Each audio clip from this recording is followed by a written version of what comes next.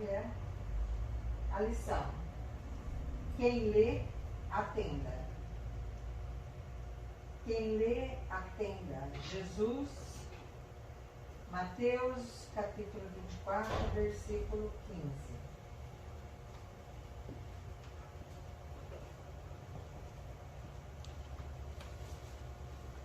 Assim como as criaturas em geral converteram as produções sagradas da terra em objeto de perversão dos sentidos, um movimento análogo se verifica no mundo, com referência aos frutos do pensamento. Frequentemente, as mais santas leituras são tomadas à conta de tempero emotivo, destinado a sensações renovadas que condigam com o recreio pernicioso ou com a indiferença pelas obrigações mais justas. Raríssimos são os leitores que buscam a realidade da vida. O próprio Evangelho tem sido para os imprevidentes e levianos vasto campo de observações pouco dignas. Quantos olhos passam por ele, apressados e inquietos, anotando deficiências da letra ou catalogando possíveis equívocos, a fim de espalharem sensacionalismo e perturbação. Alinham com avidez as contradições aparentes e tocam a malbaratar o enorme desprezo pelo trabalho alheio, as plantas tencas e dadivosas da fé renovadora.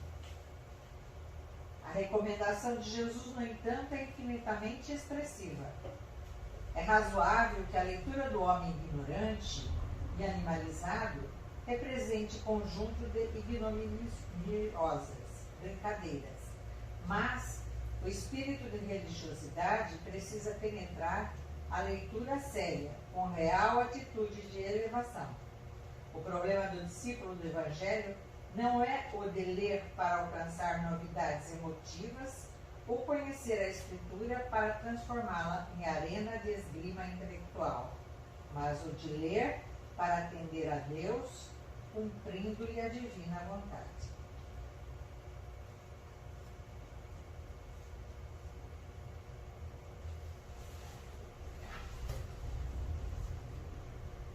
Mestre Jesus, nos reunimos novamente neste ambiente para o nosso encontro de fraternidade e paz. Senhor, permite que os bons espíritos possam estar conosco, nos envolver em vibrações de harmonia, tanto quanto nos ajudar no entendimento das lições que estudaremos nesta manhã. A Ti também rogamos, Senhor, as bênçãos em favor de nossos irmãos em sofrimento, e em especial os nossos irmãos suicidas,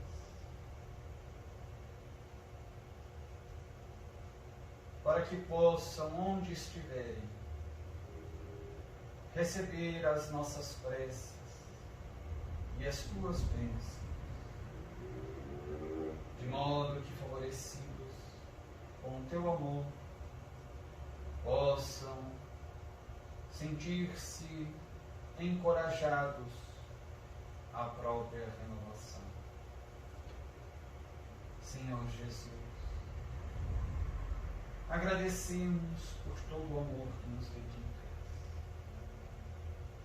pela paciência que tens para com todos nós. Por isso a Ti dirigimos a nossa gratidão imensa e os nossos louvores cheios de ternura e carinho, hoje e sempre. E assim seja.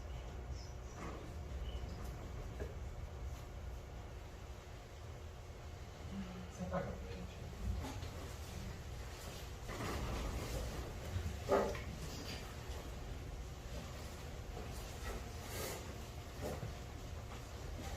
Nós vamos dar continuidade então aos nossos estudos. Na primeira aula nós apresentamos as razões do nosso estudo, um pouco sobre a nossa casa, e agora nós vamos dar continuidade, lembrando também que na primeira parte desta apresentação nós tivemos os dados sobre o suicídio, tanto com relação aos casos no mundo inteiro, também as tentativas, então um panorama sobre o suicídio no mundo. Depois tivemos alguns dados também referentes ao Brasil.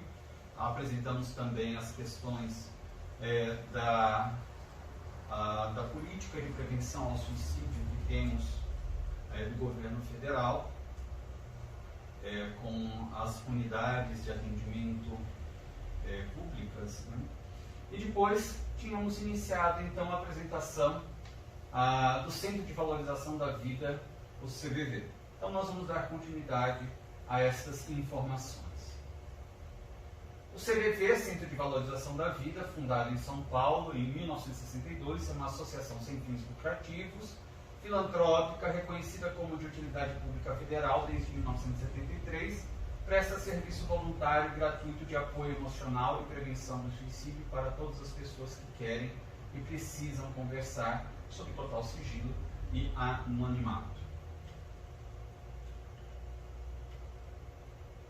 A instituição é associada ao Befrienders Worldwide, que Befrienders é uma palavra inglesa que tem como sentido pessoas que são treinadas, preparadas para dar apoio aos indivíduos que se sentem sós, têm depressão, têm dificuldades psicológicas e têm tendências ao suicídio. Então eles não apenas conversam com essas pessoas, como também há aqueles que estão encarregados de fazer visitas a essas pessoas, verificar se necessitam de alguma coisa. Muitas vezes eles auxiliam, como por exemplo, levarem uma compra para essas pessoas.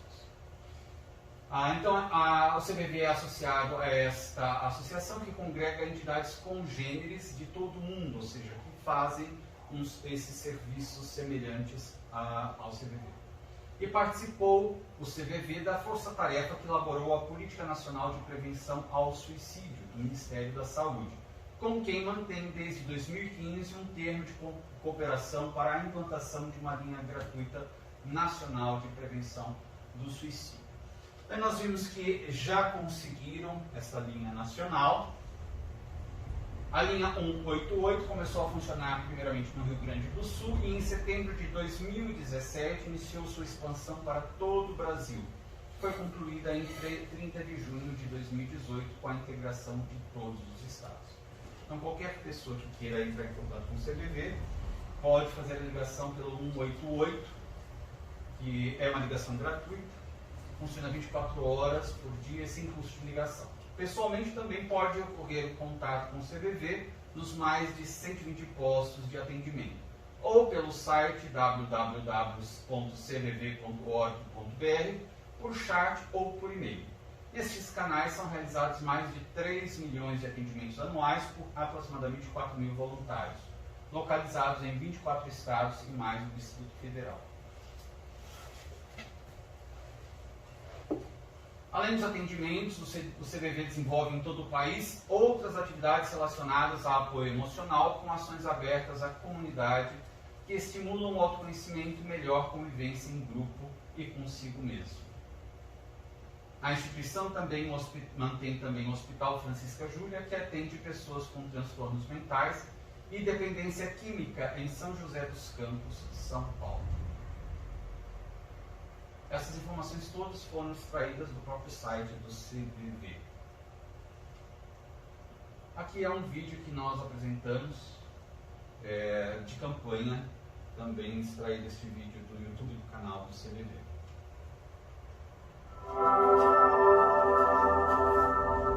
Vivemos num mundo bastante conectado, mas muitas vezes com mais solidão. O prazer pode transformar-se em peso ou profunda tristeza. A vontade de morrer não aparece de repente, E o suicídio é uma última e desesperada tentativa de comunicação para libertar-se de um sofrimento que parece não ter fim. Neste momento de extrema fragilidade, ser acolhido é fundamental. Conversar com alguém pode ajudar. Isto é o que os voluntários do Centro de Valorização da Vida, o CVV, procuram fazer. Compreender e aceitar, sem julgamentos e preconceitos. Tudo isso para olhar o outro do seu próprio ponto de vista, com empatia, de forma fraterna e que facilite o desabafo. O sigilo e a disponibilidade oferecidos pelos voluntários são valores fundamentais.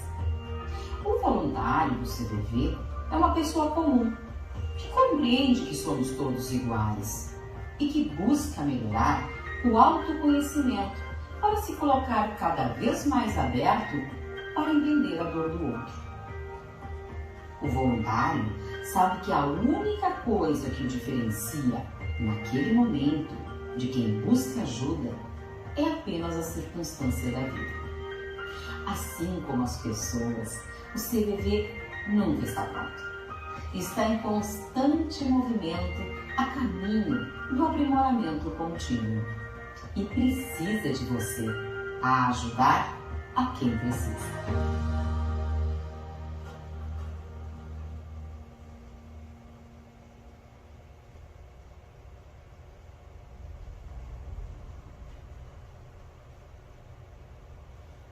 Aqui uma informação sobre o CVV e o Espiritismo.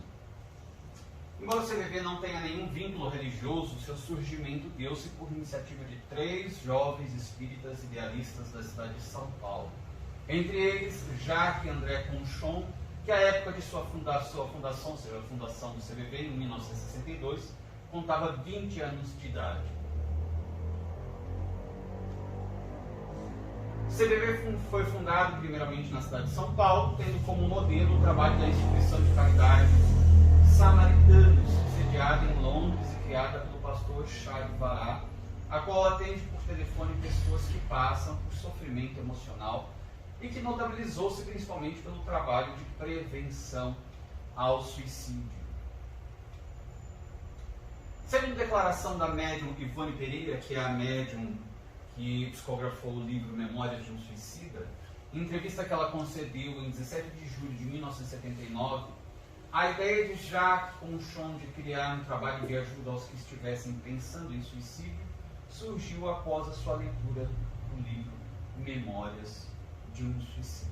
Nessa entrevista, uma das perguntas à médium foi se ela tinha notícias a respeito dos frutos que a obra estava produzindo ou já tinha produzido após a sua publicação. Ela disse, olha, além dos muitos suicídios evitados, também tem este outro fruto, porque numa visita que Jacques Conchon, que era amigo de Dona Ivone, lhe fez, ele disse a ela que depois de ele ler a obra e conter na obra o apelo do autor de Camilo Castelo Branco, que era necessário fazer alguma coisa com relação à prevenção do suicídio, ele então considerou que, sendo espírita, sendo idealista, alguém que buscava servir Jesus, servir a proposta do Evangelho, da caridade, do auxílio ao próximo, de se colocar no lugar do próximo, não poderia ficar parado de braços cruzados diante de uma situação tão difícil quanto a do suicídio. Então, ele decidiu buscar alguma ideia, alguma forma de fazer este trabalho.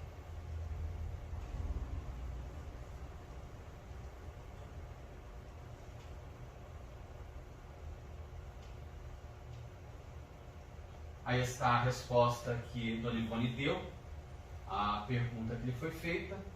E aqui é o livro de onde foi tirado, Pelos Caminhos da Mediunidade Serena, que é uma série de entrevistas dadas pela Dona Ivone, que ela que foram depois dessas entrevistas transcritas e formadas, juntadas para a composição de um livro.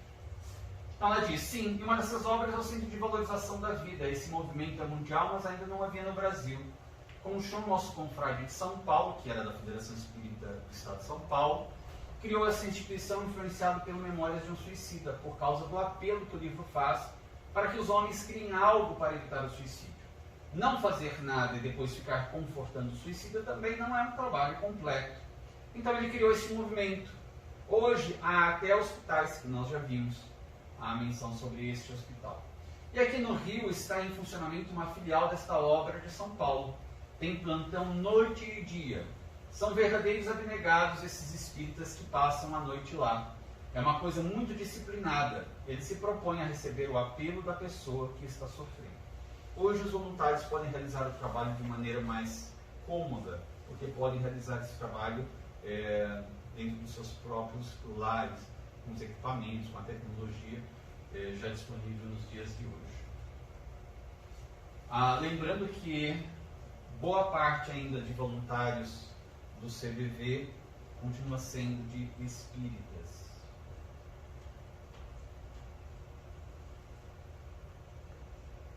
Jacques Conchon faleceu em 15 de julho de 2018, aos 76 anos de idade.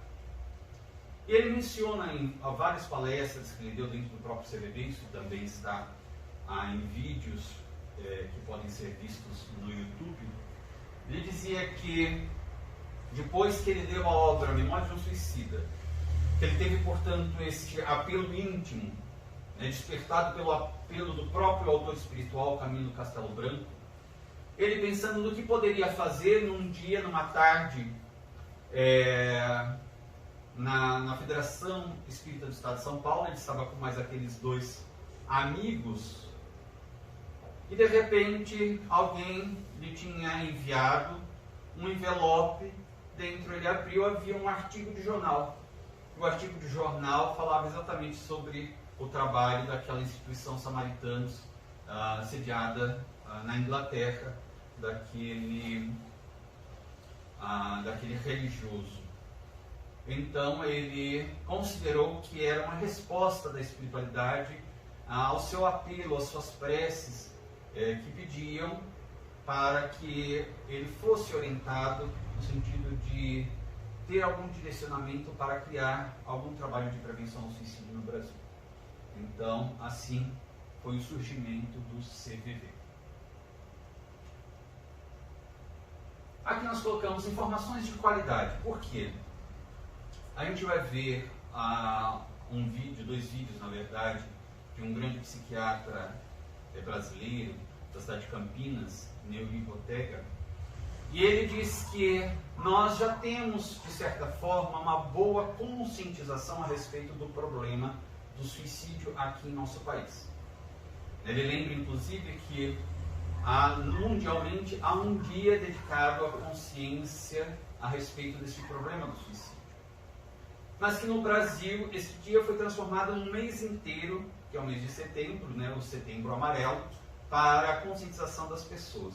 E essa conscientização já alcançou uma boa parte da população do país. Mas ele diz, não basta apenas conscientizar-se a respeito do problema. É necessário buscar informações, mas não qualquer informação.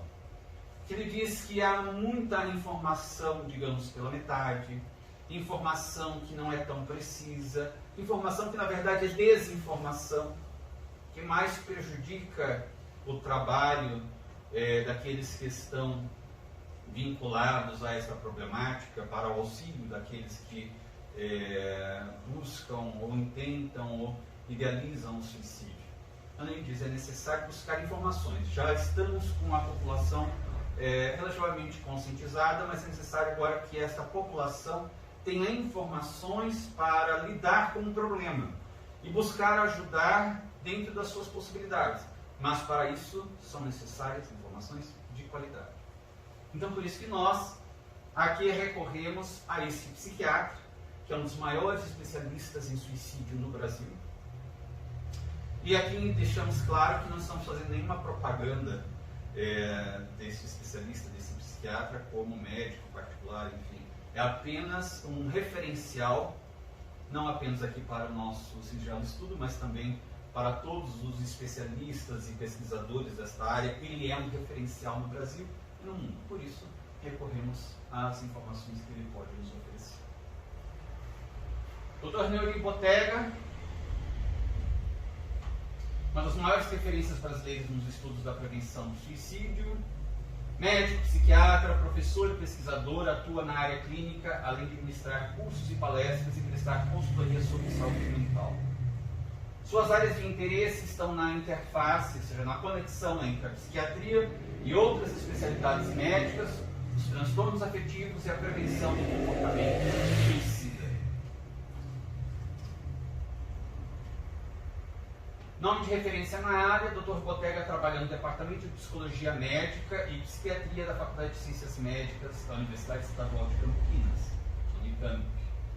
Além disso, é membro fundador e diretor da Associação Brasileira de Estudos e Prevenção do Suicídio, ABEPS. Como autor, conduziu a elaboração de diversos artigos científicos e livros. Suas principais obras são A Tristeza Transforma, A Depressão Paralisa. Este é um livro para leigos e é interessante porque ele fez dividido em duas partes. Na primeira parte são textos bem pequenos, curtos, de 1 ou 2 páginas no máximo, porque ele dedicou estes textos às pessoas que estão deprimidas, com ideias suicidas, considerando que essas pessoas têm dificuldades de leitura, não conseguem fixar atenção ao ter estímulo para a leitura de textos um pouco maiores. Então ele fez textos bem curtos para que essa primeira parte fosse apropriada para a leitura dos pacientes. E a segunda parte do livro para os que convivem com o paciente. Porque ele diz o seguinte, que muitas vezes aqueles que convivem, os familiares, os cuidadores, enfim, têm muita dificuldade de lidar com o paciente, não sabem o que fazer, não sabem como agir e muitas vezes também acabam enfermando e até mesmo algumas vezes se deprimindo junto com aquele paciente depressivo. Então ele escreveu este livro para que as pessoas tivessem um entendimento geral da situação do deprimido ou do depressivo e de como conviver e lidar com este paciente. Crise suicida, avaliação e manejo, prática psiquiátrica no Hospital Geral, telefonemas na crise, percursos e desafios na prevenção do suicídio, comportamento suicida, saúde mental no Hospital Geral, espaço para o psíquico, serviços de saúde mental no Hospital Geral. Aqui é um pequeno trecho de uma entrevista que ele deu. A gente vai ouvir então. Na conversa já para outro ponto importante, que é a forte relação entre depressão e suicídio. Estima-se até que em 90% dos casos as pessoas já tenham passado por uma crise de depressão. Como é que é essa relação, doutor? Então, vamos começar pelo seguinte ponto. É obrigatória a presença de um transtorno mental nas pessoas que tiram a própria vida? Não, não é obrigatório. Mas as pesquisas mostram que na maioria das vezes há um transtorno mental associado a outras condições de vida que combinadas levam ao suicídio. Entre os transtornos mentais, é claro que o mais importante é a depressão. Hoje nós estimamos que em pelo menos metade dos casos de suicídio, a pessoa também estava sofrendo de depressão. Naquele período. Naquele período do suicídio. Não quer dizer que sempre, repito, haja a obrigatoriedade. E não é todo mundo que está deprimido que pensa em se matar.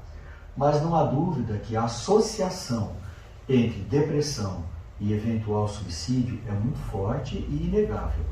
É algo confirmado por toda a pesquisa, por todo grande estudo populacional. Como é que a gente então reconhece que essa pessoa tem esse sinal de pensamento suicida e que merece essa preocupação? Só tem um jeito de ser resolvido, é perguntar para a pessoa. Nós temos muito medo de falar sobre suicídio, porque conversar sobre suicídio parece que é abrir a nossa vida para a morte ficar rondando perto demais. Então a gente não quer ver. Eu não quero ver que um colega de trabalho, eu não quero ver que uma amiga, eu não quero ver que o meu filho pode se matar, poderá se matar. Eu não vejo, eu fico cego pro fato. Então a gente tem que estar atento a frases que a pessoa fala, como por exemplo, olha, nada faz mais sentido, eu preferia morrer. Essa vida do jeito que está não vale mais a pena. Se é um jovem, a gente tem que ficar atento às postagens, às poesias, às músicas que começa a pôr. Porque mudou. Antes era um jovem alegre, sociável, tirava notas boas, agora fica o tempo todo no quarto, está fazendo umas postagens estranhas no Face, né? Está muito calado, está pesquisando assuntos relacionados à morte. Então, na verdade, o primeiro cuidado é observar, né, e deixar cair a ficha. Perceber que uma pessoa que não está bem pode estar pensando em suicídio. Inclusive, ela pode estar dentro de casa. E a gente pode perguntar, olha, eu estou vendo que você não está bem, você falou para mim que você teve um momento já de muito desespero. Em algum desses momentos, você chegou a pensar que a vida não vale a pena? Se a pessoa responde sim, eu vou perguntar, mas e aí, você pensa que a vida não vale a pena e é melhor morrer? Ou você chega a pensar em você mesmo tirar a sua vida? Você vê que você nem usa a palavra suicídio. E você vai perguntando.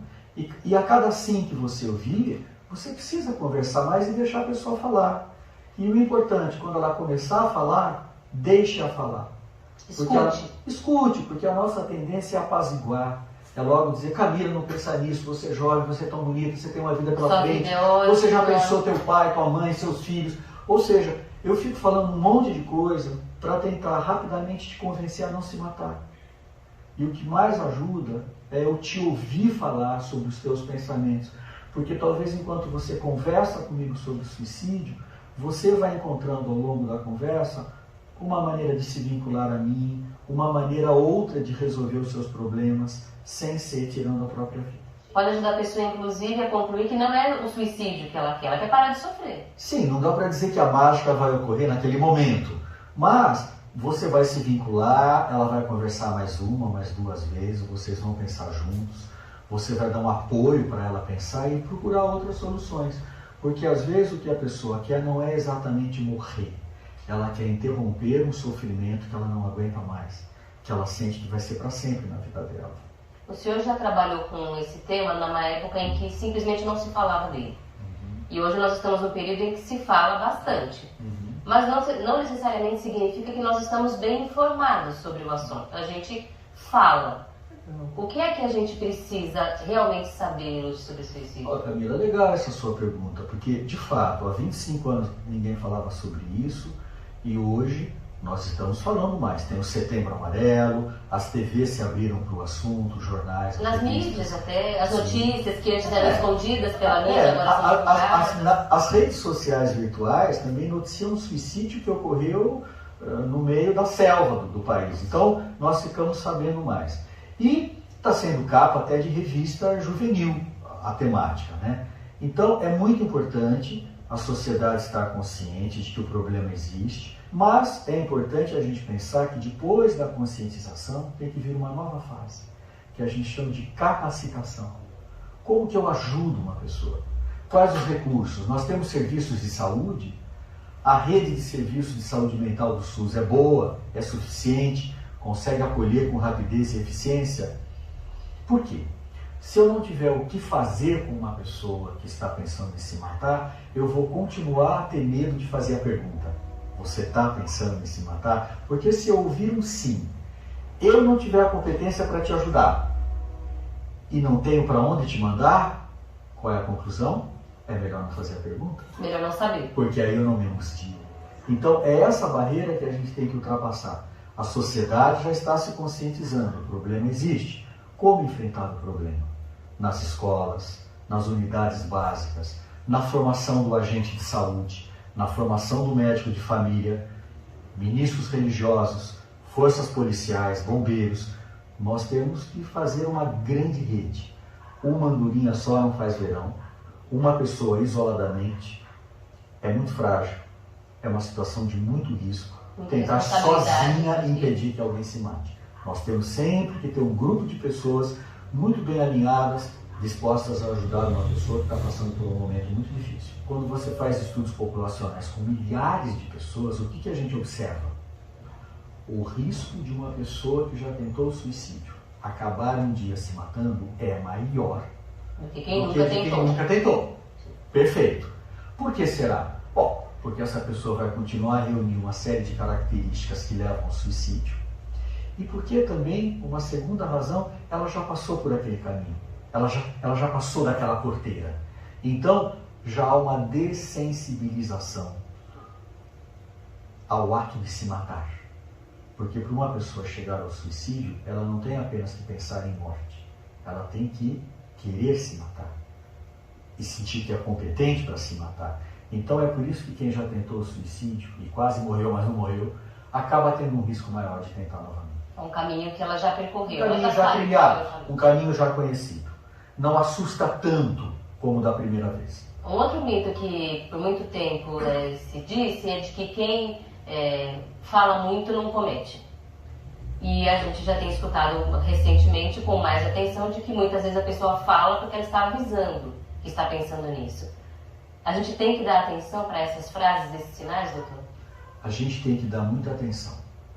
E eu costumo dizer que no campo da prevenção do suicídio, cão que ladra pode morder. É claro que muitas pessoas ameaçam se matar para nos impressionar, para nos deixar acuados e para dizer assim, se você não fizer o que eu estou falando, eu vou me matar. É claro que muitas pessoas se valem dessa alternativa. Mas eu sempre comento com meus alunos, com os médicos residentes de psiquiatria, de que esse componente de drama, teatro, de querer chamar a atenção, eu sempre comento que isso é um componente do comportamento, não é todo o comportamento. Veja, Camila, se eu em algum momento achar que você só está querendo aparecer, eu fecho questão nisso e não vejo outros aspectos da tua vida e de quem é você. Né? Se eu chegar e falar, essa entrevistadora só está querendo aparecer. Acabou a entrevista nossa. Você resumiu, condicionou a pessoa a um julgamento. Se um jovem, se o meu filho, se um amiguinho chega e fala, eu vou me matar. Eu falo, não vai se matar não. Primeiro, é errado desafiar uma pessoa a se matar. É errado. Porque um jovem pode tentar o suicídio em sua homenagem, porque você disse para ele que ele não era capaz. Então nós não podemos desafiar. E quando uma pessoa fala em suicídio, a gente sempre precisa levar a sério. Ainda que na hora a gente considere, ainda que na hora passe pela cabeça da gente que aquela pessoa só está ameaçando. Eu não tenho que pagar para ver se é ameaça ou não, eu tenho que cuidar. Então, assim, a regra geral é tirar da cabeça essa ideia de que quem quer se mata mesmo, não fica ameaçando. Não, tem que levar a sério uma ameaça. Inclusive, esse é um assunto que é tão complexo. E as pessoas muitas vezes ficam tão perdidas que o senhor acabou de publicar um livro, que é voltado especialmente para quem vive e para quem convive com a depressão, porque as pessoas têm dúvidas de como reagir. Se eu passo a mão na cabeça, eu estou incentivando, se eu sou muito duro, como é que é isso? Tem muitas situações, né? Esse livro que eu escrevi, o livro se chama A Tristeza Transforma, a Depressão Paralisa, da editora Bem Virado, que é do grupo Saraiva. O que esse livro mostra? Primeiro, como é importante diferenciar uma coisa da outra. Segundo, ele procura ajudar os familiares a lidar com quem está deprimido. Porque é muito comum que uma senhora traga o marido deprimido e fala, doutor, eu falo para ele sair da cama, eu falo para ele me acompanhar no supermercado, ele não vai. O que eu faço quando ele não vai? Largo ele lá? Olha que interessante. Quem está cuidando fica muito cansado, não sabe o que fazer. Quem está cuidando fica com raiva porque acha que o deprimido não quer se ajudar. Né? Quantas esposas vêm falar, ele não quer se ajudar, doutor. Ele não reage, a gente convida, ele não sai da cama, não quer ver ninguém. Até um pouco de culpa pode aparecer. Sim, também. E às vezes os maridos também acham que as suas esposas estão deprimidas porque não têm preocupações, porque não tem que trabalhar como ele, que ele está fazendo tudo, doutor. Faço tudo para ela não reage, ela continua deprimida. Então, o familiar de uma pessoa deprimida muitas vezes entra em polvorosa e muitas vezes também, Camila, se deprime junto. Porque você vai se sentindo impotente, você vai achando que a pessoa não melhora porque você não é competente também para ajudá-la a melhorar. Não é suficiente. Não é suficiente. Ou a pessoa perde, por exemplo, o desejo sexual e o cônjuge fica desconfiado. O problema é comigo? Será que sou eu que não sou mais atraente? E não tem nada a ver. Né? Pessoas que antes tinham uma vida sexual muito ativa, quando ficam deprimidas ficam um buraco, não pensa mais em sexo. Né? Como eu dizia, nada mais dá prazer. Nem uma comida gostosa, nem a vida sexual, nem aquele momento legal com os amigos. Então, é muito importante diferenciar tristeza de depressão e é muito importante a gente ter um pouco mais de informação de como lidar com as pessoas que estão deprimidas. E os próprios pacientes deprimidos, às vezes, eles não conseguem reagir, né? E enfrentam muita cobrança para reagir. É por isso que na primeira parte do livro eu ponho capítulos de 2 páginas, que é para o paciente deprimido. Capítulo de 2 páginas, sim, porque quem está deprimido não consegue ler mais do que 1, 2 páginas. Então eu fiz capítulos muito curtos, na primeira parte, para serem lidos por pacientes. E depois, capítulos um pouquinho mais longos para serem lidos por familiares.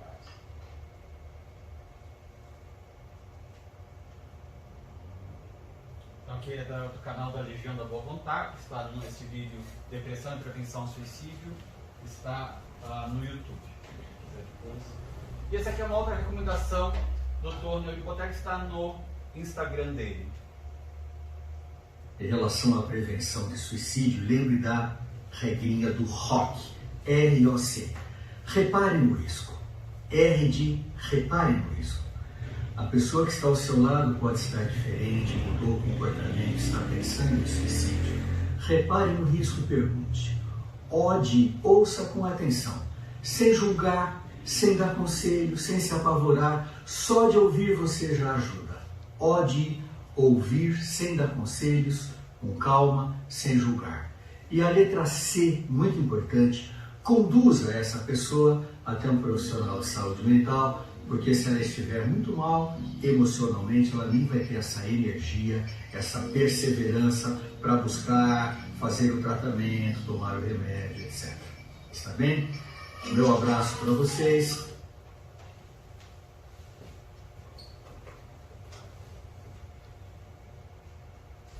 Então aqui nós apresentamos alguns dados a respeito do suicídio no mundo, do suicídio no Brasil.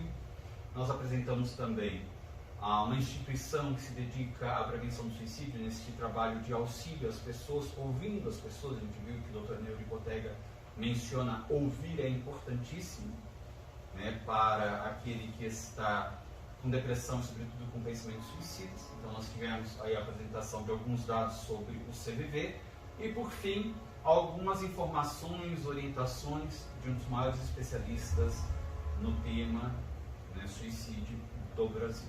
Então a gente viu que ele inclusive menciona a importância da capacitação de todos os segmentos possíveis da sociedade para unir esforços nesse trabalho de auxílio àqueles que estão deprimidos, que têm pensamentos suicidas. Lembrando que não apenas os deprimidos têm pensamentos suicidas, nós também temos aqueles que têm pensamentos suicidas e que têm outros transtornos psicológicos, psiquiátricos, ou que passam por uma emoção. A gente viu nos dados da Organização Mundial da Saúde, às vezes a pessoa tem um colapso psicológico porque de repente perdeu a fortuna, perdeu o emprego, não sabe como se sair da situação, tem um desencanto amoroso que lhe provoca uma grande emoção psicológica, um grande abalo psicológico, enfim, há várias situações. Ele menciona, o Dr. Neuri Botega, também a participação do segmento das religiões, né, dos líderes religiosos, de todos aqueles que estão encarregados de realizar as atividades no campo espiritual religioso.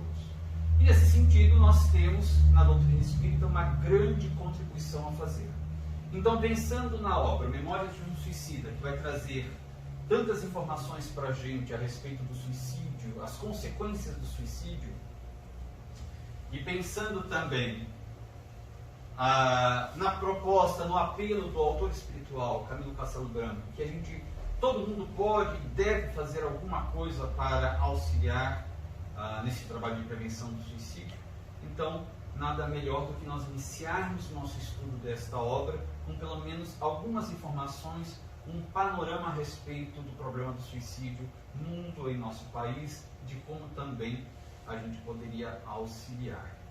Então a gente tem essas informações, agora a gente vai passar para uma outra apresentação que é a respeito do autor da obra,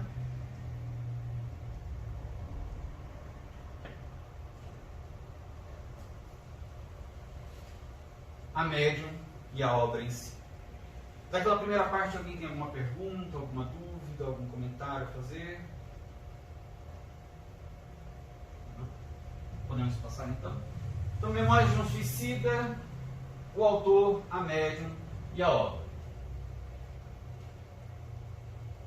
Então, para a gente começar aqui a falar sobre o autor da obra, Camilo Castelo Branco, a gente trouxe aqui 2 trechos do Evangelho de Jesus para as nossas reflexões, para que a gente possa ler, acompanhar alguns dados, breves dados a respeito da existência daquela reencarnação do autor deste livro, Camilo Castelo Branco, da reencarnação como Camilo Castelo Branco, sem julgamentos, porque ainda temos uma grande tendência a esse vício moral do julgamento dos comportamentos alheios, das condutas, das vidas alheias.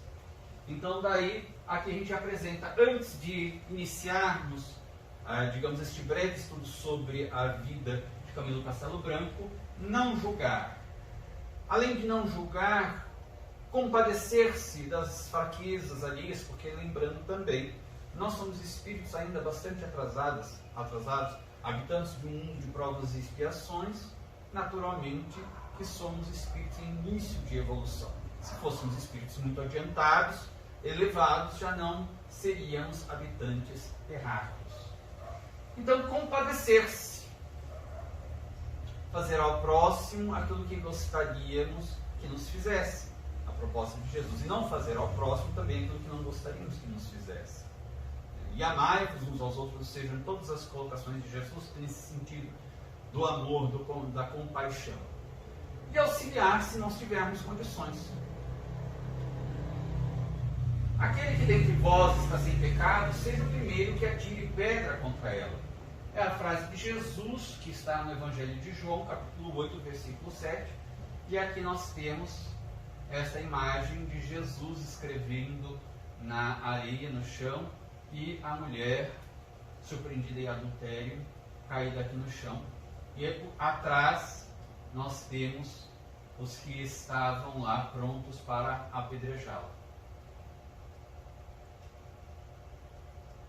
Não julgueis para que não sejais julgados, porque com o juízo com que julgardes, sereis julgados. E com a medida com que tiverdes medido, vos hão de medir a vós. Porque reparas tu no argueiro que está no olho do teu irmão, e não vês a trave que está no teu olho? Ou como dirás a teu irmão, deixa-me tirar o argueiro do teu olho, estando uma trave no teu? Hipócrita, tira primeiro a trave do teu olho, e então cuidarás em tirar o argueiro do olho de teu irmão.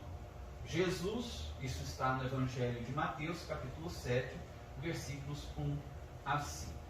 Então, a partir destas recomendações de Jesus para não julgarmos, nos compadecermos e, se possível, auxiliarmos, nós então entraremos no estudo breve da vida de Camilo Castelo Branco. Aqui está uma foto dele. Lembrando que o nome dele completo era Camilo Ferreira Botelho. Interessante nós registrarmos aqui o sobrenome Botelho Castelo Branco. Nasceu em Lisboa em 16 de março de 1825, século XIX. Também lembrando que aqui é o século XIX, porque essa informação vai ser interessante futuramente para quando olharmos sobre a vida da médium. E faleceu em São Miguel de Seide, Vila Nova de Famalicão, em 1º de junho de 1890. Foi um dos escritores mais profícuos do segundo romantismo português. Poeta, panfletário, polemista, prefaciador, crítico, tradutor, romancista, dramaturgo, bibliógrafo, historiador, cultor de todos os gêneros. O conjunto da sua obra literária é um dos mais vastos e diversificados de todo o século XIX. No romance, gênero que mais escreveu, publicou 54 romances. Oriundo de uma família da pequena e recente burguesia transmontana, de Trás-os-Montes, perde a mãe aos 2 anos e o pai aos 10. Vejamos já o início das dificuldades pelas quais ele passou. Por decisão do Conselho de Família, que decidiu o que aconteceria com os menores de idade, vai com a irmã Carolina viver em Vila Real sob a tutela de uma tia paterna, Rita Emília, que não se desvelará muito em carinho pelos 2 órfãos, segundo o problema que ele enfrenta. Então vejamos aí que há traumas de infância. Em 1839, a irmã casa-se e Camilo vai viver com ela em Vilarinho da Samardã. Aí, por entre os acasos de uma adolescência nem sempre fácil, recebe a sua primeira formação cultural com as lições do padre Antônio de Azevedo, que era irmão do seu cunhado e que lhe ensina a doutrina cristã, latim, francês e a língua portuguesa.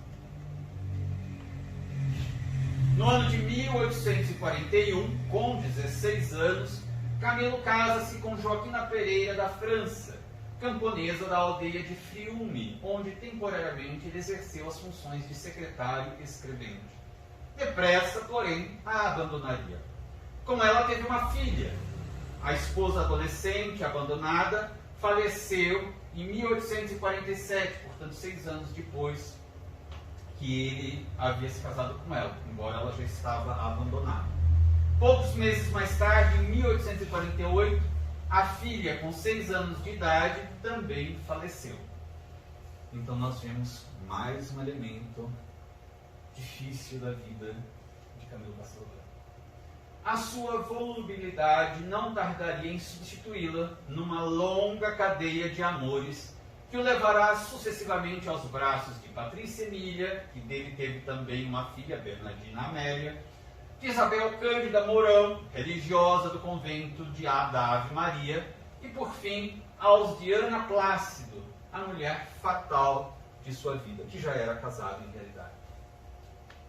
Estimulado a princípio pelo sogro de então, pensa em formar-se em medicina e matricula-se na Escola Médico-Cirúrgica do Porto, que frequenta de 1842 a 1845. Em 1846, porém, já está em Coimbra. Abandona, portanto, aquele curso. Provavelmente para estudar Direito, curso que nem sequer iniciou. Abandona um curso de medicina e vai para outra cidade, para Coimbra, estudar Direito, mas também nem chega a entrar naquele curso. Volta à Vila Real, mas a partir de 1848 fixa-se no Porto, decidido a ganhar a vida como jornalista. Então era uma personalidade bastante agitada e instável. No momento de fugaz exaltação religiosa, matricula-se no seminário daquela diocese, com a intenção de se ordenar em 1850, mas a pretensa vocação apagava-se poucos meses depois. Logo retorna à vida aventurosa de leviano romântico, dividida entre os cafés, os teatros, os salões da burguesia portuense e as redações dos jornais. É nesse período que conhece Ana Augusta Plácido, aquela última mulher mencionada dos seus amores, casada com um comerciante regressado do Brasil, Manuel Pinheiro Alves, fazendo dela objeto de uma desordenada paixão romântica. Seduzida e igualmente apaixonada, Ana abandona o marido e foge com Camilo para Lisboa. Imaginemos, né, o escândalo que isso causou para a sociedade portuguesa na época. Conhecido o escândalo, a esposa adúltera é posta em reclusão no convento da Conceição de Braga, em julho de 1859. Mas ao fim de pouco mais de um mês, foge, retomando a convivência com Camilo. Instaurado o processo por adultério, que era crime, é presa na cadeia da Relação do Porto. E Camilo, depois de vaguear pelo Minho e Trás-os-Montes, ali se entrega também a 1º de outubro de 1859. Os dois acabam presos por causa do crime de adultério. Ambos acabam sendo absolvidos do processo, vão viver em Lisboa, onde lhes nasceria o filho Jorge, em 1863. Até que em 1864, depois de falecido Pinheiro Alves, que era o marido traído, Camilo e Ana se instalam em São Miguel de Seide.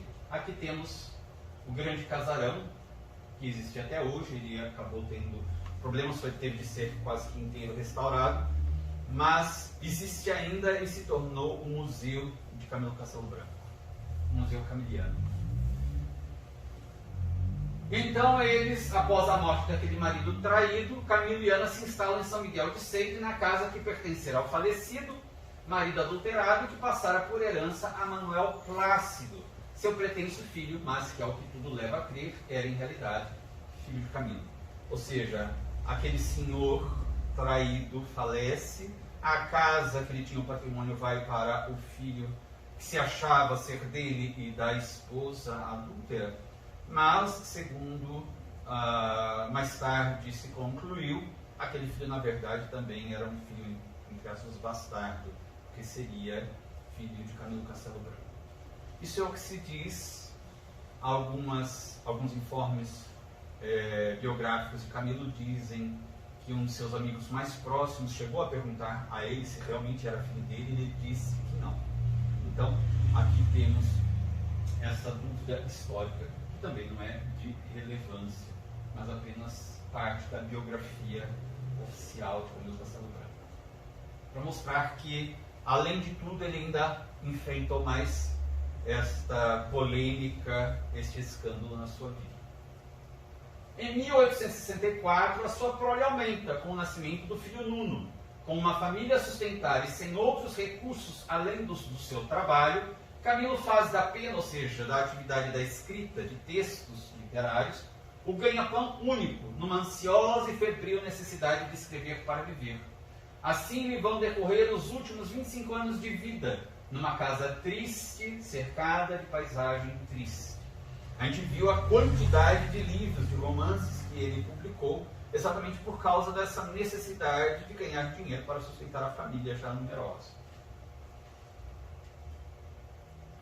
O destino dos filhos faz adensar sobre sua alma nuvens negras de funestos presságios. Manuel, após uma fracassada aventura comercial em Angola, entrega seus excessos de uma vida boêmia e morre prematuramente em 1877. Nuno segue o exemplo de vida leviana, ou seja, o exemplo da vida do irmão Manuel, numa sucessão ininterrupta de aventuras, jogo e degradação, a que nem um casamento arranjado pelo pai consegue por termo. Ele não chega a desencarnar por esses excessos, vai desencarnar já com mais idade. Mas uma vida realmente tumultuada também. O pai tentou arranjar um casamento para ver se ele endireitava, mas não deu grande resultado. E o outro filho, Jorge, que começara desde cedo a dar inequívocos sinais de perturbação mental, mergulhava pouco a pouco num estado de demência irrecuperável. Em 1858, por proposta de Alexandre Herculano, é eleito Camilo Castelo Branco para a Academia das Ciências e em 1885 é agraciado por Dom Luís I, rei de Portugal, com o título de Visconde de Correia Botelho. As honrarias, porém, longe de lhe afagarem a vaidade, apenas podiam dar-lhe a vaga esperança de garantir para a família um futuro menos ameaçado de indigência. E é talvez por isso que concorda em regularizar a sua situação conjugal com Ana Plácida, porque ele tinha se casado com uma mulher, depois ficara viúva, mas tinha um vínculo de casamento com aquele Manuel falecido. Em 1888, então, quando há muito se apagaram o encanto e o fogo romântico daquela ligação amorosa, celebra-se finalmente o casamento. Desde 1865 que Camilo começa a sofrer de graves problemas visuais. Era um dos sintomas da temida sífilis, de que supostamente sofreria, que além de outros problemas neurológicos provocava-lhe cegueira, aflitivamente progressiva e crescente, impedindo-o de ler e de trabalhar capazmente, mergulhando cada vez mais em trevas e desespero. Ao longo dos anos, Camilo consultou os melhores especialistas em busca de uma cura, mas em vão. A 21 de maio de 1890, dita esta carta ao então famoso oftalmologista Dr. Edmundo de Magalhães Machado. Ilustríssimo e excelentíssimo Senhor, sou o cadáver representativo de um nome que teve alguma reputação gloriosa neste país durante 40 anos de trabalho. Chamo-me Camilo Castelo Branco e estou cego. Ainda há 15 dias, podia ver cingir-se a um dedo das minhas mãos uma flâmula escarlate. Depois, sobreveio uma forte oftalmia que me alastrou as córneas de tarjas sanguíneas. Há poucas horas, ouvi ler no comércio do porto o nome de Vossa Excelência. Senti na alma uma extraordinária vibração de esperança. Poderá Vossa Excelência salvar-me? Se eu pudesse, se uma quase paralisia me não tivesse acorrentado a uma cadeira, iria procurá-lo. Não posso. Mas poderá Vossa Excelência dizer-me o que devo esperar desta irrupção sanguínea nos olhos, em que não havia até há pouco uma gota de sangue? Digne-se Vossa Excelência perdoar a infelicidade, essas perguntas feitas tão sem cerimônia por um homem que não conhece. Assinado Camilo Castelo Branco. No final, ele teve aquele derramamento de sangue, os olhos já não pôde ver mais nada. Então ele apela, faz este apelo e escreve esta carta. E o médico vai visitá-lo. Em 1º de junho desse ano, o Dr. Magalhães Machado visita o escritor em Seide, naquela cidade onde tinha aquele casarão. Depois de examinar-lhe os olhos condenados, o médico, com alguma diplomacia, recomenda-lhe o descanso numas termas e depois, mais tarde, talvez se poderia falar no eventual tratamento. Ficava subentendido que o caso era irreversível. Quando Ana Plácido, a esposa, acompanhava o médico até a porta por volta de 3 da tarde, sentado na sua cadeira de balanço, desenganado e completamente desalentado, Camilo Castelo Branco disparou um tiro de revólver na têmpora direita. Mesmo assim, sobreviveu em coma agonizante até às 5 da tarde, vindo a falecer.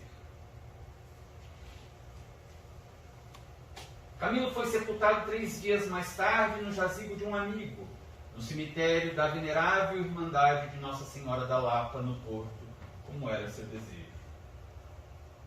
O suicídio encerrou uma vida longa e infeliz, marcada pela instabilidade, pelos infortúnios e, nos últimos anos, pela doença que o autor refletiu na sua obra literária. A continuação da vida de Camilo Castelo Branco, no além-túmulo, será então objeto de nosso estudo em Memórias de um Suicídio. Referências bibliográficas para essas consultas: Casa de Camilo, que é aquele museu em Seide, Museu Centro de Estudos. Há também no site da Rede de Rádio e Televisão de Portugal, a RTP, que fala sobre o autor, e também a Wikipédia. Agora nós vamos falar um pouco sobre a médium da obra. Antes disso, alguém tem algum comentário? Gostaria de falar alguma coisa, ou fazer alguma pergunta, tirar alguma dúvida sobre os dados que apresentamos a respeito da vida do autor? Júlio, eu acho que é importante a gente falar também que, assim, inteligência é um dom muito importante humano, mas a inteligência, quando ela não tem um guia moral, etc., ela leva a gente a buracos, assim, muito grandes. Então, somado a essa instabilidade que a gente viu nos dados, junto com uma inteligência, uma pessoa talvez mais simples fala assim, agora vai ser assim. Uma pessoa inquieta, inteligente, com o orgulho, ele fala, não, nunca, eu jamais, eu vivo de escrever, como é que eu posso ficar cego? Né? E acaba ajudando a levar a atitude infeliz, né? Exatamente, é um bom ponto, porque a inteligência ela é muito boa, mas sem esse tempero do aspecto moral pode ser um elemento ainda mais perturbador. É bem verdade isso. Eu comparo que inteligência sem moral é como carro sem freio, né? Pode correr muito, mas sem freio é perigoso. Desastre à vista. É bem verdade. Alguém mais gostaria de fazer algum comentário? Vamos lá. Médium da obra. Vamos falar sobre o primeiro nascimento e a criação do Ivone Amaral Pereira, que é uma imagem já dos últimos anos de existência física dela. Ivone Amaral Pereira nasceu em 24 de dezembro, véspera de Natal, em 1906, num sítio do município de Valença, hoje Rio das Flores. Teve 6 irmãos, sendo criada com muita modéstia, mesmo pobreza, conhecendo dificuldades de todo gênero, o que, segundo ela própria afirmou, foi algo que me beneficiou muito, pois bem cedo aliei-me das vaidades do mundo e aprendi a conformidade, ou seja, se conformar com a minha humilde condição social, compreendendo também as necessidades do próximo. Ainda sobre a criação dela, Ivone teve pais muito generosos, caridosos, generosos com a sociedade. Assim aprendeu com eles, desde criança, a sempre servir o próximo mais necessitado do que eles mesmos. Em sua casa eram acolhidas com carinho e respeito e até hospedadas pobres criaturas destituídas de recurso e mesmo mendigos, alguns dos quais foram sustentados por seus pais por muito tempo. Lembremos que, a gente vai ver logo após, o pai de Ivone já era espírita, mesmo antes do seu nascimento. Então ele tinha essa cultura espírita, esse entendimento do dever da caridade, do auxílio ao próximo, às dores, os sofrimentos dos outros. Isso aqui é uma coisa que nós vemos também em outros espíritas e também outros cristãos, não necessariamente também cristãos, em outras pessoas de outras denominações religiosas, mas é um comportamento que normalmente nós temos a tendência de dizer que é impossível de se ver. Porque é muito arriscado, porque ninguém faz. Não. Nós podemos não fazer uma série de questões. Por medo, por preconceito, por preguiça, mas há quem faz. Então a gente não pode dizer que ninguém faz. E se essas pessoas fizeram e nada lhes aconteceu, a gente não pode dizer que é sempre arriscado. Porque daí nós estaríamos também desprezando a proteção divina. Então é necessário que nós não utilizemos de desculpismos, de argumentos falaciosos para justificar a nossa falta de ação ou falta de seguir o Evangelho de Jesus. É melhor, mais honesto, reconhecermos. Eu ainda não faço, deveria fazer, mas não faço. Por causa do meu estágio evolutivo, dos meus bloqueios, enfim. Aqui. Recebiam a não apenas ajudar as pessoas pobres, como recebiam dentro de casa essas pessoas pobres e às vezes hospedavam essas pessoas pobres.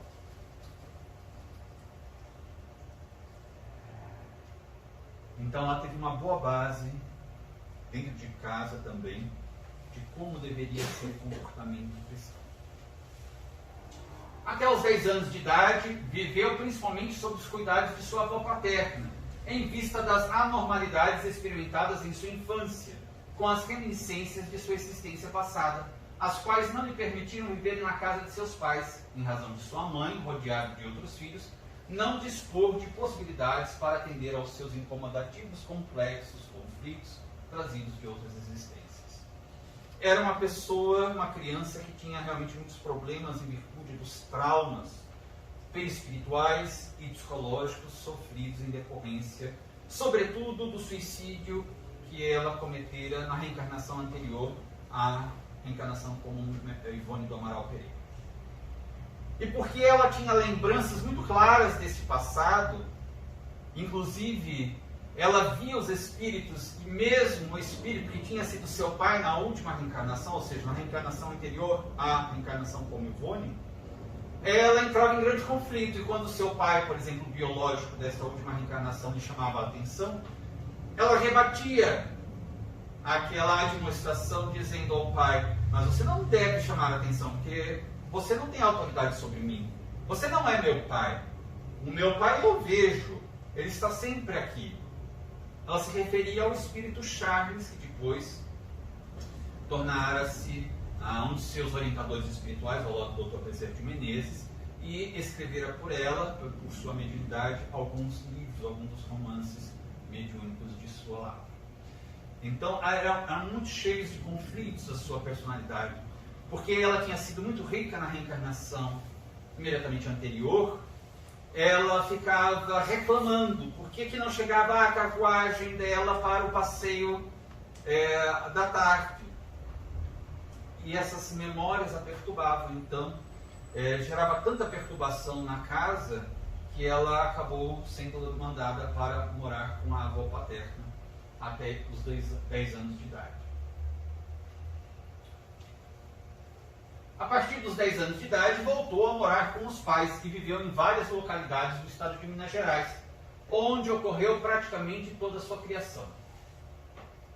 Com a desencarnação de seus pais, verificada quando já estavam residindo novamente no estado do Rio de Janeiro, aquele lar foi desfeito e Ivone passou a viver em companhia de sua irmã casada, Amália Pereira Lourenço, com pequenos intervalos em que se viu compelida a trasladar-se para outras localidades.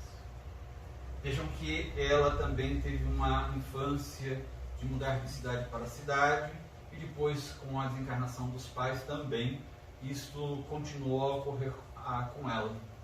Além de ela não ter a possibilidade de constituir uma família, de casar-se, de ter filhos, porque isso também fazia parte da sua prova, ou seja, ainda da sua expiação, em virtude de ter desprezado a instituição familiar numa outra reencarnação. Nesta, ela teve uma vida em que teve de conviver com a solidão. A sua instrução.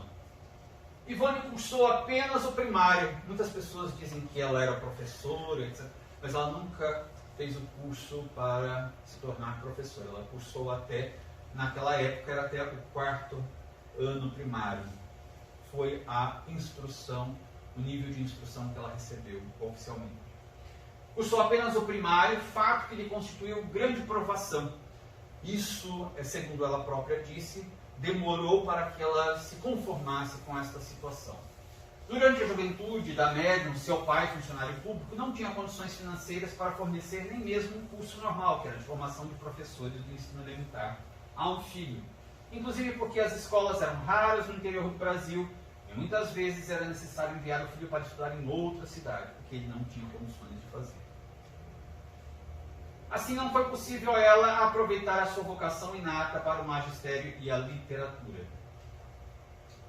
Diante das limitações impostas pelas condições financeiras de seu pai, Ivone decidiu estudar por conta própria, tornando-se autodidata, realizando seus estudos em casa até as 2 horas da madrugada. E ela tinha um gosto muito grande pela literatura. No entanto, como o pai dela era de uma formação mais rígida e considerava que não era bom para mulheres a leitura de determinadas obras literárias, ela o fazia às escondidas. E outro detalhe interessante também, ela pegava emprestado alguns livros de pessoas que tinham condições de comprar, porque ela não tinha condições, ela copiava os livros para depois ler quando quisesse. Vejam que aí nós já tínhamos um treino para a sua mediunidade. Porque nós lembramos com o estudo de O Livro dos Médiuns que os espíritos, para se utilizarem dos médiuns, vão se aproveitar dos recursos que o médium traz já no seu inconsciente. Quanto mais recursos o médium tiver no seu inconsciente, mais fácil fica para os espíritos realizarem o processo da comunicação mediúnica. Se o médium não tiver grande coisa no seu inconsciente, será um instrumento muito pobre nas mãos dos espíritos. Então aí nós verificamos que ela já foi treinada desde criança, desde a juventude, para ela poder ter grandes recursos a fim de poder realizar a tarefa da transmissão das obras literárias mediúnicas. Agora vejamos o esforço. Não teve condições de estudar e conseguiu, sendo autodidata, realizar um grande estudo por si mesmo. A dedicação das horas em algo útil, edificante. Aos 12 anos de idade, Ivone já escrevia literatura. E tão rápido e facilmente o fazia que, segundo ela própria supunha, devia tratar-se de um fenômeno de psicografia. Ou seja, já a influência dos espíritos sobre ela, treinando-a de alguma forma para o trabalho mediúnico que ela realizaria mais tarde. Ela aprendeu um pouco de música com um excelente professor, contudo não pôde continuar também com esses estudos, por dificuldades invencíveis, sendo obrigada a renunciar a este outro ideal. Ela amava a música. Nós vamos ver mais tarde que ela, inclusive, depois descobre que ela conhecia Frederic Chopin, ou Frederico Francisco Chopin, um grande músico polonês. Era um de seus grandes amigos espirituais. Segundo as palavras de Ivone, essa era a minha aprovação: renunciar sempre, renunciar também ao desejo de estudar. Renúncia, renúncia, renúncia.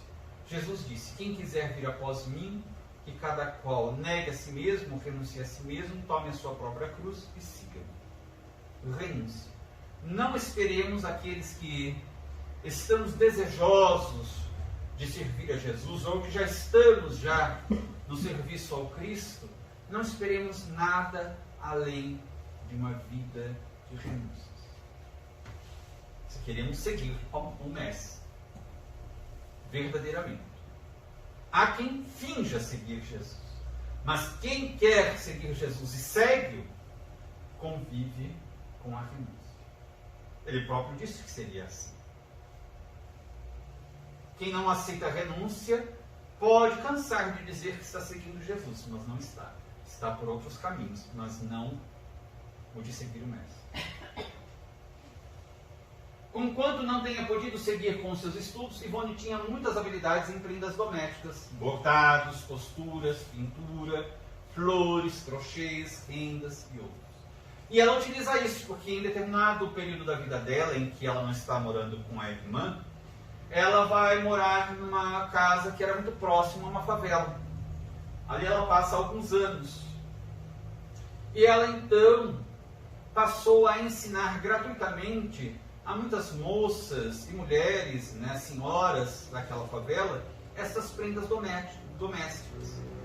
Ensinava-lhes, e naqueles dias que ela ia ensinando estas práticas, ao mesmo tempo ela falava do Evangelho de Jesus, da doutrina espírita, de uma maneira muito natural, para que elas fossem absorvendo também aqueles conhecimentos. E com isso ela ia consolando os corações, renovando esperanças, encorajando, modificando atitudes, e aí evangelizando à luz do Espiritismo aqueles corações, aquelas almas.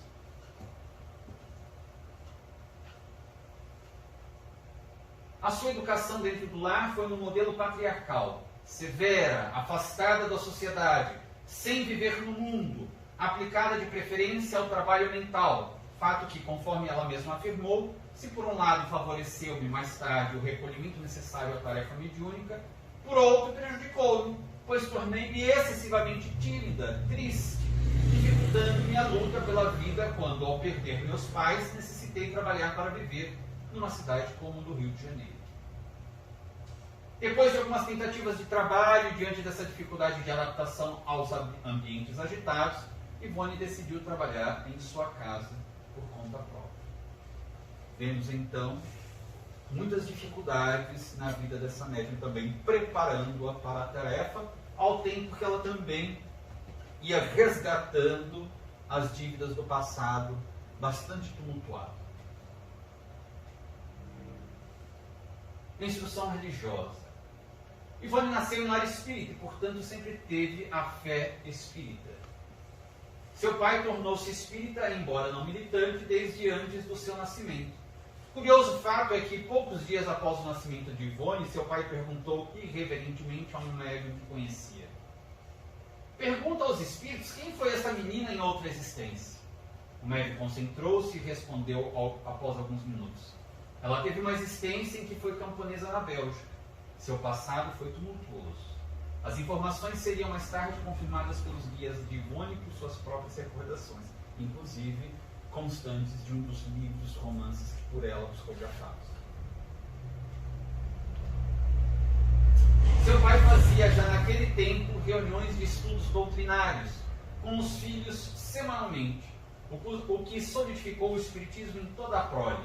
Foi com ele, portanto, que Ivone recebeu as primeiras lições de doutrina e prática de espiritismo e evangelho. Vejamos a importância de educarmos os nossos filhos, se somos espíritas, naturalmente, os nossos filhos na doutrina espírita desde a infância. Se não temos condições de levar para a evangelização de um centro espírita, em casa mesmo, educá-los dentro do conhecimento espírita, desde a primeira infância. Ao completar os 12 anos de idade, recebeu de presente de seu pai 2 livros, o Evangelho segundo o Espiritismo e o Livro dos Espíritos, ambos de Allan Kardec, os quais a acompanharam na travessia da vida e que nunca deixou de estudar, sem jamais se cansar de sua leitura. Vejamos também que às vezes nós pensamos que são leituras muito difíceis para crianças. Não são leituras fáceis. Nós podemos auxiliá-las, as crianças, na compreensão dessas leituras. E o próprio codificador diz na obra O Evangelho segundo o Espiritismo que os conhecimentos espíritas, para serem compreendidos, é necessário que a pessoa tenha desenvolvido o que ele chama de senso moral.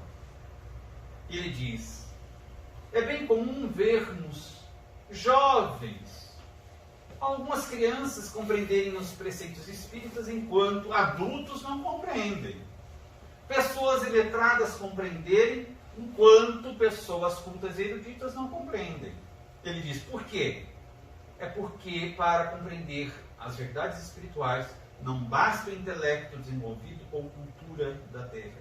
É necessário o desenvolvimento do senso moral. Então, é bem provável que muitas crianças já tenham este senso moral mais desenvolvido. Até que muitos adultos e consigam mais facilmente conhecer, compreender a doutrina espírita. Então vai aí o exemplo dentro da família de Ivone, para que nós também possamos divulgar, espalhar, transmitir o conhecimento espírita, a doutrina espírita, para os nossos filhos, para todos aqueles que convivem conosco e que estão começando a sua jornada, ou recomeçando a sua jornada aqui na Terra, nessa nova reencarnação. Até aqui, alguma dúvida, algum comentário?